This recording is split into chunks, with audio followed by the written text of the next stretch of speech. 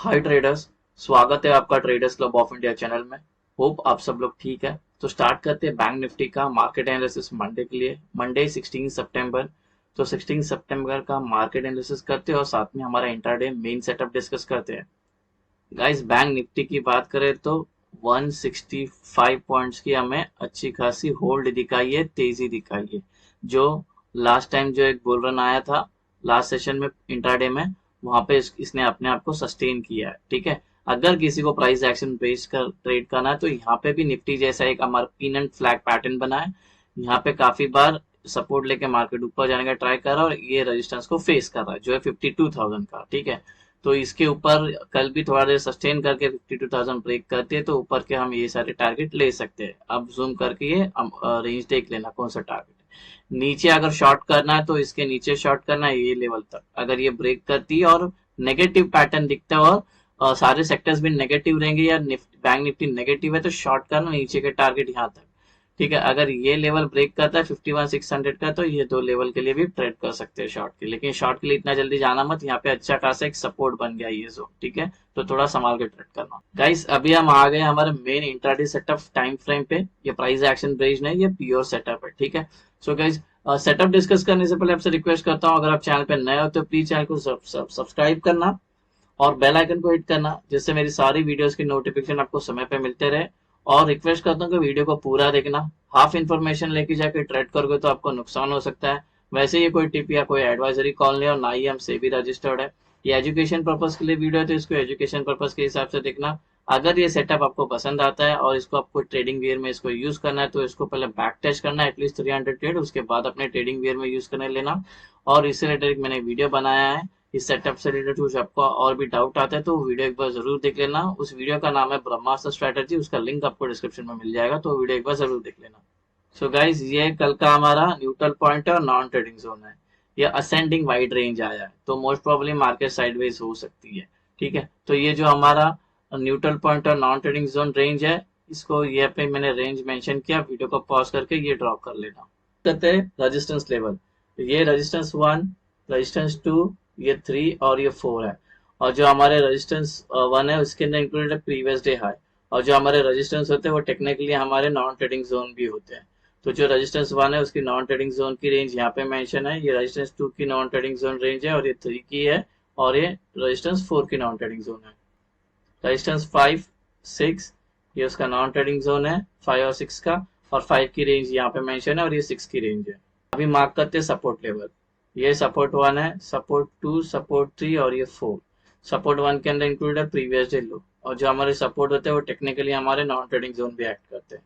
तो ये जो सपोर्ट है नॉन ट्रेडिंग जोन की रेंज यहाँ पे 1 की, और सपोर्ट 2 की नॉन ट्रेडिंग जोन रेंज ये है, और सपोर्ट 3 की नॉन ट्रेडिंग जोन रेंज ये है, और ये 4 की नॉन ट्रेडिंग जोन रेंज है। ये सपोर्ट 5, सपोर्ट 6 ये नॉन ट्रेडिंग जोन है।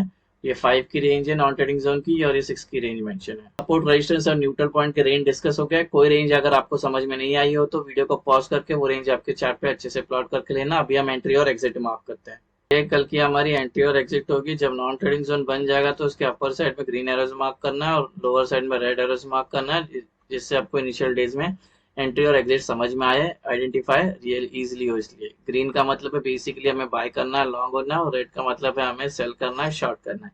यहाँ तक सिंपल है। अब ये गाइस, इस सेटअप के दो इंपॉर्टेंट रूल है। वो दोनों रूल जब तक मेट नहीं होते हम ट्रेड में एंटर नहीं हो सकते। बहुत स्ट्रिक्ट रूल है और यही सेम निफ्टी में भी अप्लाई करना है। जो पहला रूल है, प्राइस को नॉन ट्रेडिंग जोन में होनी चाहिए, एनटीजी में। ठीक है। आपको एनटीजी सबके जगह पे दिखेगा। ठीक है। और दूसरी बात, अगर ये रूल नंबर 2, ये प्राइस नॉन ट्रेडिंग जोन में आ गई है तो उसके अंदर उसको 15 मिनट सस्टेन करनी चाहिए। सो 15 मिनट सस्टेन के बाद वो जिस साइड का ब्रेकआउट करेगी उस साइड का हमारा ट्रेड बनता है। तो ये दो रूल अच्छे से दिमाग में चिपका लेना, आपके ध्यान में रखना, तो वैसे ही एंट्री करना। और जब ये दोनों रूल मेट होती तो ऊपर के साइड में नीचे के साइड में ब्रेकआउट आएगा तो यहाँ पे दो एंट्री है, एक सेफ एंट्री है और एक एग्रेसिव एंट्री है।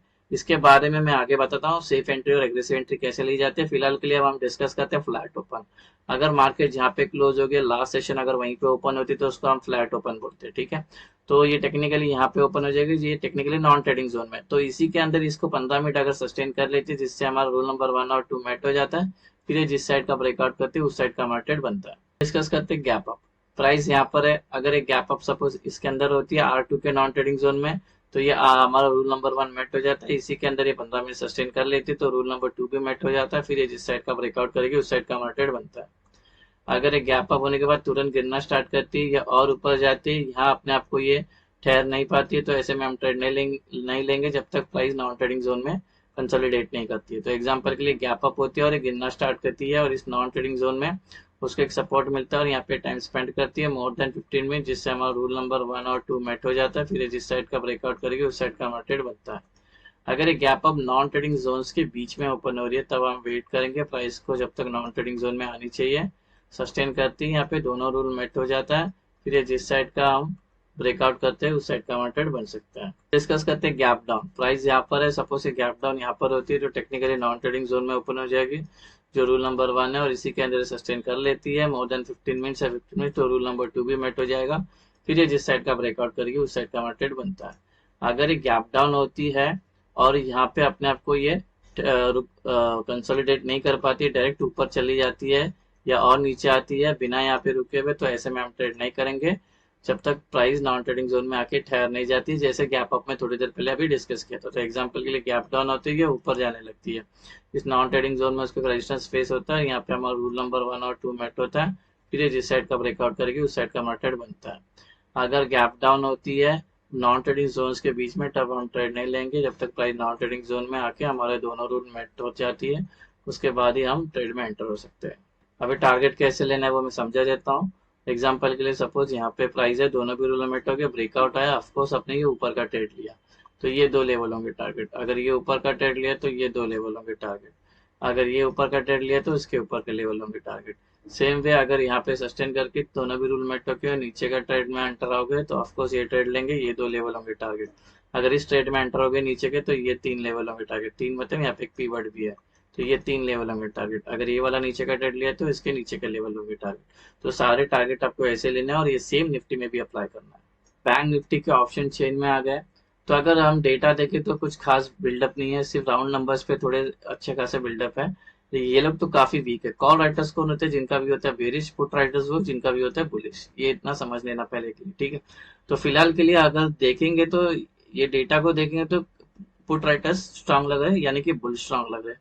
ये लोग तो पूरे सब भाग गए, इनके तो सब छोड़ के भाग गए। सिर्फ एक 52,000 पे थोड़े से 22,000 है, वो यहाँ पे भी अच्छे खासे बिल्डअप होना स्टार्ट हो गए। लोग तो आउट ऑफ मनी में तो अच्छे खासे बिल्ड करके रखे हैं, क्योंकि इनको लगता है कि प्राइस और ऊपर जाएगा, इसलिए अपने ट्रेड होल्ड करके गए। समझ में आ रहा है? ये बेसिक अपना ओपन इंटरेस्ट का अंडरस्टैंडिंग है, ठीक है। तो अगर हम सपोर्ट की बात करें तो 51,400 हमारा सपोर्ट एक्ट करेगा और रेजिस्टेंस का 52,400 एक सपोर्ट एक्ट करेगा। 51,400, 52,400, ठीक है। तो फिलहाल के लिए ये बुल पुट राइटर स्ट्रांग है, यानी कि बुलिश है। और पुट का रेशियो की बात करें तो पुट का रेशियो चले गया 1.5। 1.5 इंडिकेट करता है बुलिशनेस को। अभी एक गाइस एक थोड़ा सा ध्यान से सुनना इस बात को, ठीक है। ये आज ये मार्केट यहाँ पे क्लोज हो गई है, ठीक है, बैंक निफ्टी क्लोज हो गई है, हाँ? तो ये हमारा पीसीआर जो 1.5 चले गया, इसको क्या बोलते हैं? ओवर बॉट जोन में चले गया, ओवर बॉट, ठीक है, यानी कि ज्यादा। तो ये जो 1.5 है, अगर ये गैप अप होती है तो 1.6 चले जाएगा, 1.7 चले जाएगा, ठीक है। तो अगर ये 1.6 और 7 चले जाता है तो क्या हो जाएगा? ये अगर यहाँ पे गैप अप ओपन होती है तो ये पुल बैक मारेगा। आप यहाँ पे एंटर हो जाओगे, ये नीचे एक बड़ी डंडी मार देगा। इसको करेक्शन बोलते हैं, शॉर्ट कवरिंग बोलते हैं, पुल बैक बोलते हैं, ठीक है।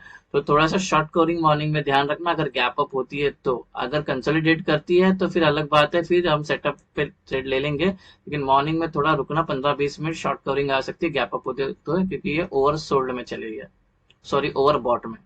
गाइस अगर हम अपट्रेंड में चल रहे हैं तो ऊपर हमें वाई का रेजिस्टेंस मिलेगा 52,400 का, इसको लग के प्राइस नीचे आ सकती है, ट्रेंड चेंज हो सकता है, बिकॉज जो कॉल राइटर्स है उसके ऊपर इंटरेस्ट सबसे ज्यादा यहाँ पर बैठे हुए, यहाँ पे सेलर एक्टिव हो जाएंगे, इसको लग के प्राइस नीचे आ सकता है।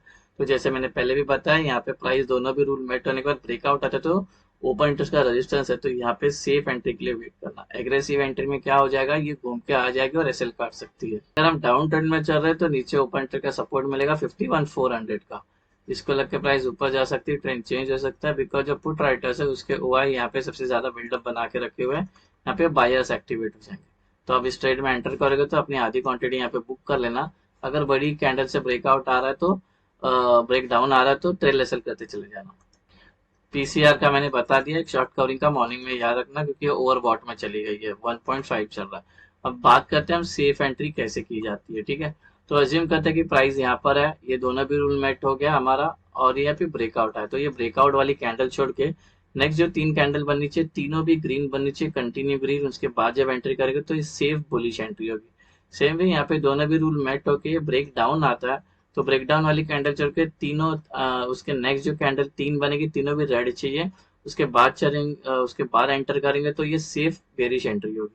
अभी एग्रेसिव एंट्री का बताता हूँ। सेम वे अभी प्राइस सपोज इसके अंदर है, दोनों भी रूल मेट हो गया, ब्रेकआउट आया, तो ब्रेकआउट वाली कैंडल चल के नेक्स्ट जो एक कैंडल बनेगी, एक ग्रीन बननी चाहिए, एक ही ग्रीन, साइज कोई भी चलेगा, बस ध्यान में ये रखना है कि नॉन ट्रेडिंग जोन को टच नहीं होना चाहिए, उसका विक भी टच नहीं होना चाहिए। थोड़ा भी विक टच है तो भी वो नहीं, हमारी क्या वो एंट्री काउंट नहीं करी जाएगी। तो ये थोड़ा सा यहाँ पे ये है। तो ऐसा हमारा ये aggressive bullish entry. Same way अगर दोनों भी रूल मेट होने के बाद ब्रेकडाउन आता है, तो ब्रेकडाउन वाली कैंडल जो नेक्स्ट जो कैंडल बननी चाहिए रेड बननी चाहिए, साइज कोई भी चलेगा, बस याद रखना नॉन ट्रेडिंग जोन को टच नहीं होना चाहिए, उसका विक भी टच नहीं होना चाहिए, उसके बाद जब एंट्री करेंगे तो एग्रेसिव बेरिश एंट्री होगी।